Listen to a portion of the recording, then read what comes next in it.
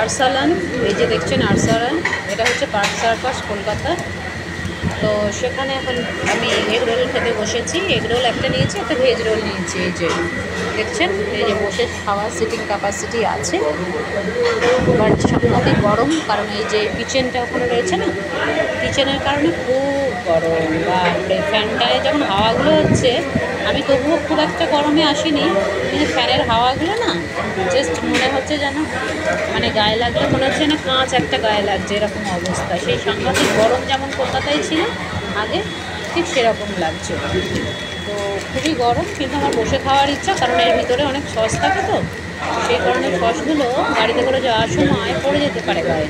সেই কারণে ডিসাইড করলাম এখানে বসেই খাই, দেখি কেমন এটা হয়।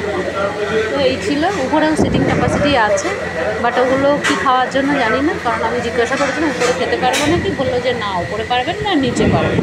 সেই জন্যই আসলে নিচেটাই বসলাম। তো এই হচ্ছে এটা, এগুলোটা এবারে খাবো আমি। আরসালান, কলকাতা পার্ক সার্কাস।